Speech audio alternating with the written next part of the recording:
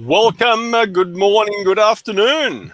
Good morning, everybody, and Ben Fête Nationale, I believe, French national holiday. So, to all my French people out there, Bonjour.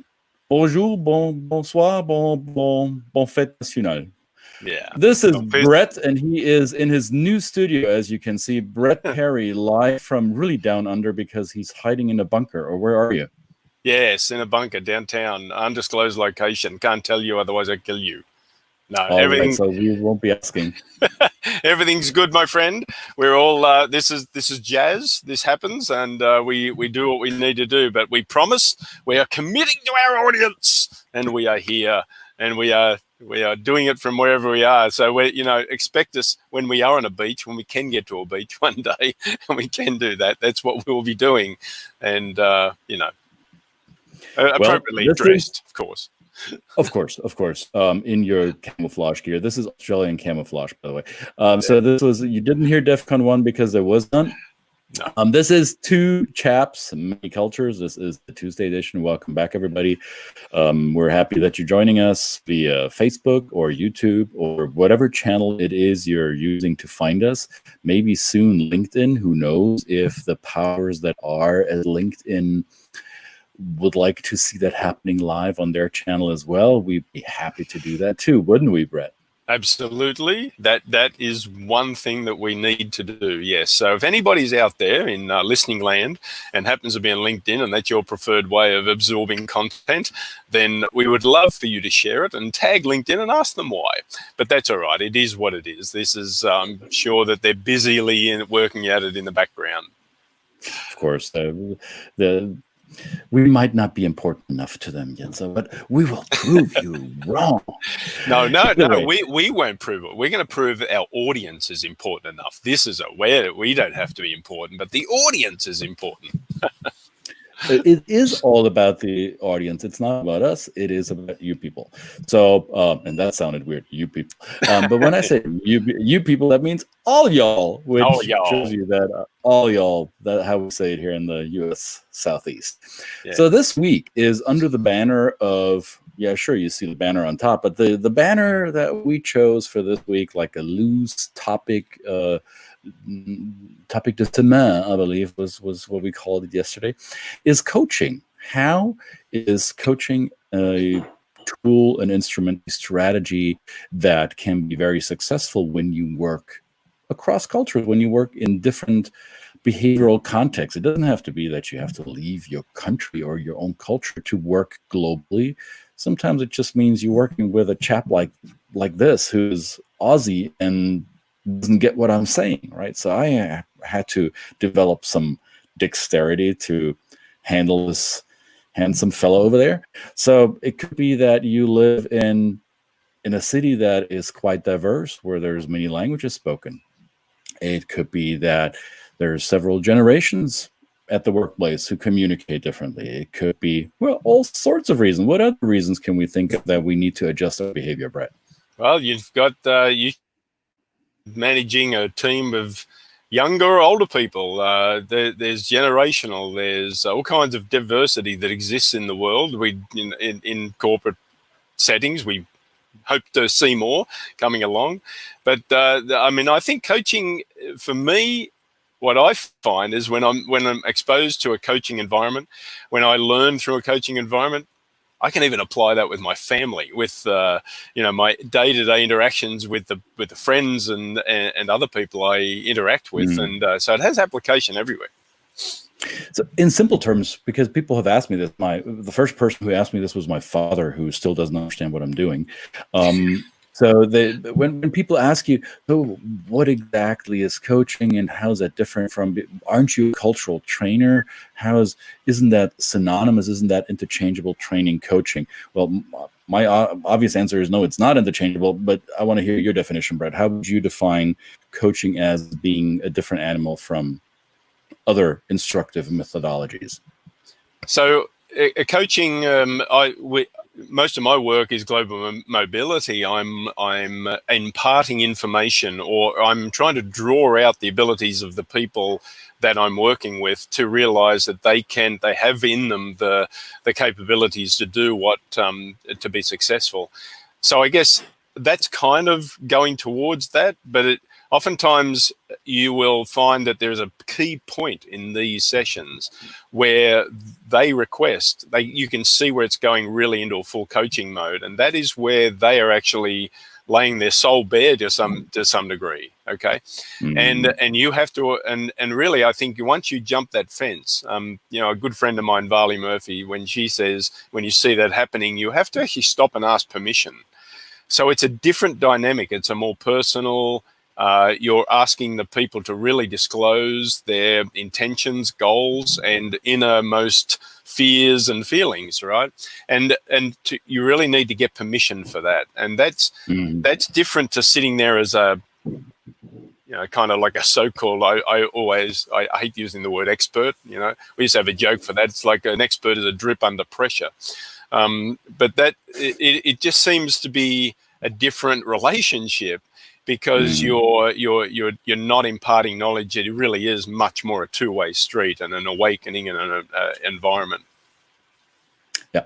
So I think that you brought up, you used the word that I would like to see used in that context. You said you draw it out. So teaching, instructing, lecturing is imparting knowledge or information on somebody. It's often it comes with the danger of being a bit condescending and patronizing, whereas coaching draws out what's already in your client or in your partner or in your coachee. So because we all have inherent skills that we sometimes push aside or talk ourselves out of it, or talk ourselves down, or don't even realize we have that skill, or we are not aware that our skill that we already have might be a transferable skill into another situation. So drawing out versus teaching down, I think that those are the critical elements in my experience. And is there a time and place for both? I would say yes. Sometimes as we work with our clients, there is information that we think they need to have. So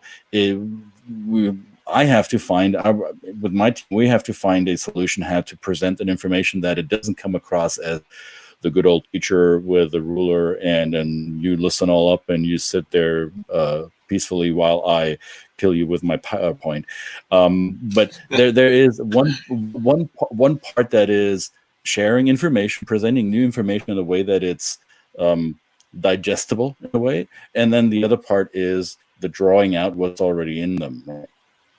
So a long time ago, and this is something that I found yesterday when we talked about how we're going to do the Tuesday session, I found an old slide that I had on my computer. Well, it's not old, it was from last year. We did a webinar around the benefits of coaching, and I thought I'd like to share this with you because we defined the 5 A's of benefits, what coaching is good for. So it's accountability, alignment, action, awareness, and acceleration. So we want to accelerate the success patterns that people already have in them. We want to draw it out. We want to make them aware. We want to make the coachee aware that they can recognize and understand certain behavioral patterns and understand how they might limit themselves in certain situations. So awareness is, we talked about this, last week. So that's an important puzzle piece.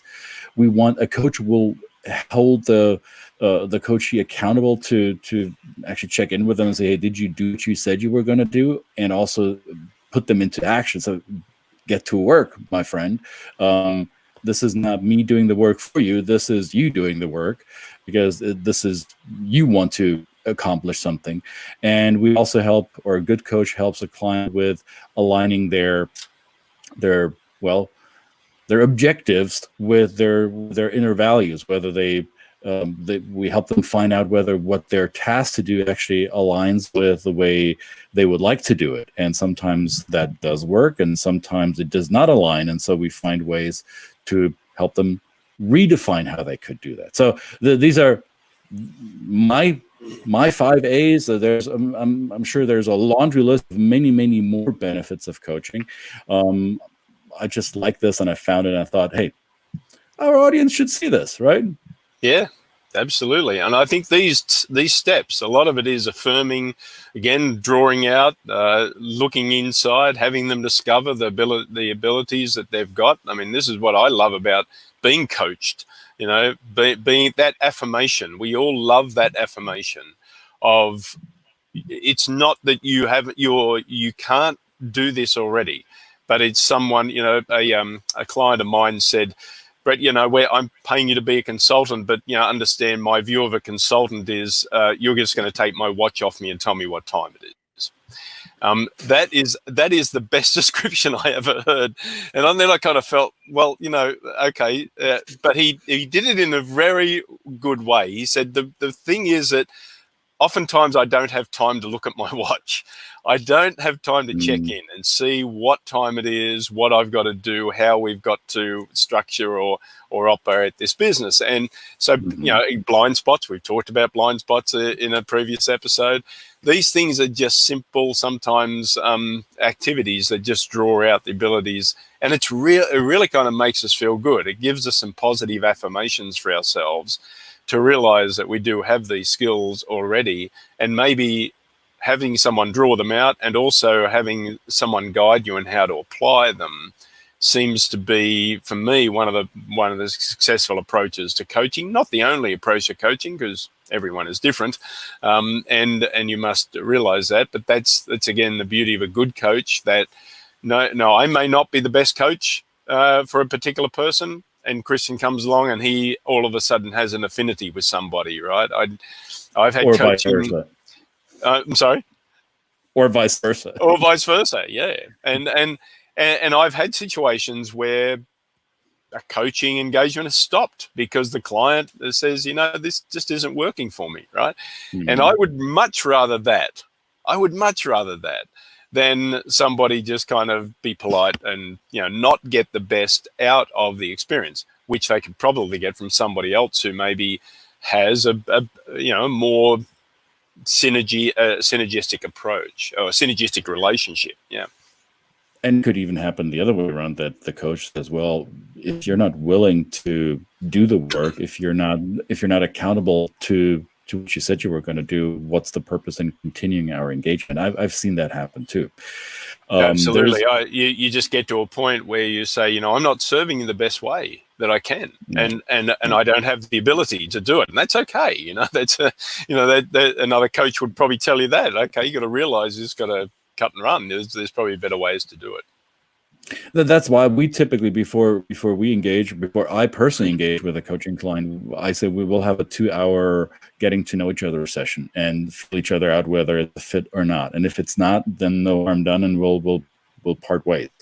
It hasn't happened during one of these getting to know each other sessions that somebody bailed out, because by the time they commit to the 2 hours, they're already halfway there. But I do offer it to a potential client, because I want them to feel safe that I'm not going to be again the teacher or the drill instructor that's going to make them do things that they don't want to do. It's all in them. A coachee has it in them. It's not my work, it's their work. Yeah. And there's a couple of questions, because I've been asked this in the past. So what is it you do, and how do you get that out of people?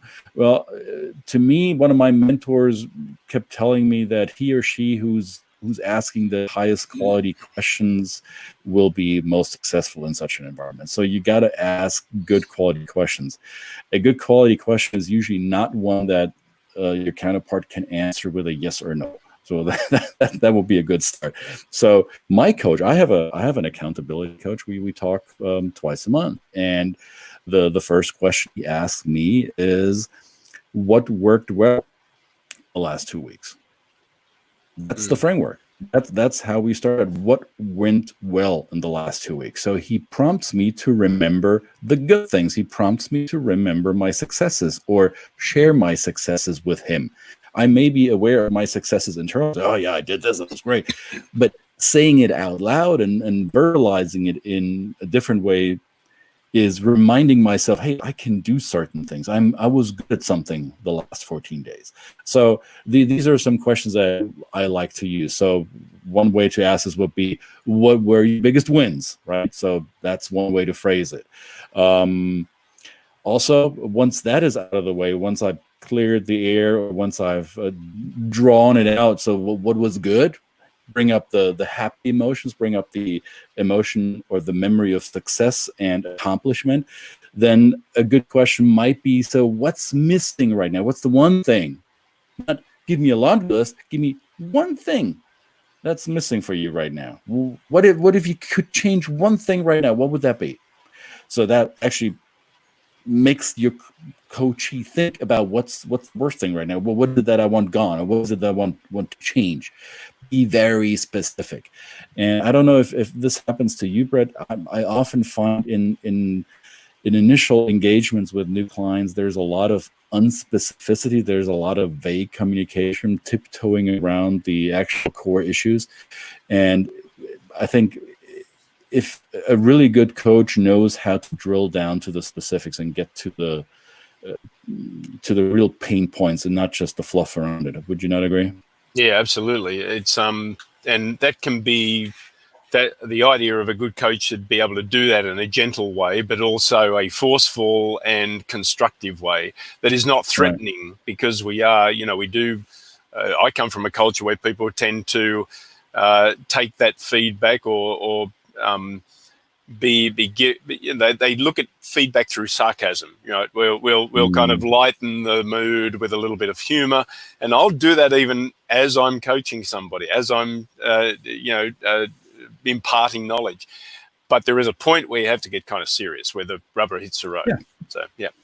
And if you've built that rapport with a client, right? So if you feel that it's the right time to get to the core of it, then my experience has been that a client, no matter how much they want to play it off with humor or how much they want to tiptoe around the actual pain point, because it is painful sometimes, that if you help them to get to that point of clarity, there is a sense of relief, a sense of, okay, now I said it out loud, and okay, and now there's no judgment. Oh, okay, great. So I said it and nothing happened. Nobody slapped me. Nobody gave me a slap on the wrist. Okay, good. So it's safe to talk about this. And oh, this is a person that actually wants to see me succeed.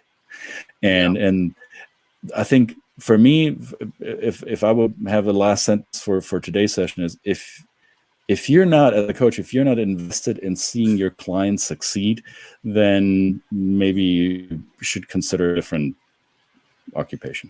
Right. Yeah, that's right. Politician. There we go. See, you always have options. There we go. There is always options. There is always options. Absolutely. Well, absolutely. Well, we're going to continue this theme this week. So please, in the comments, send us your questions. Send us your comments. Send us your idea. What has been some of your experiences with coaches, good or bad? Some, and we'll unpack them. We'll unpack them, and in terms of how that, what could have been done differently.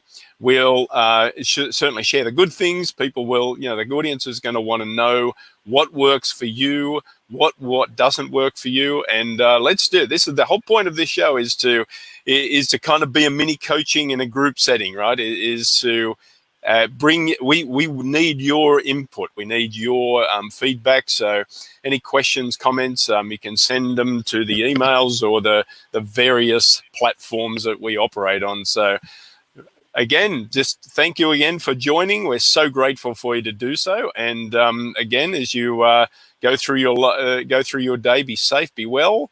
And final thoughts, Christian? Thank you for volunteering again, because this man is not in a bunker. He's actually out there volunteering. So thank you for your service. No worries at all. All right, my friend. And I will see you tomorrow. sometime tomorrow. Bye. Bye now.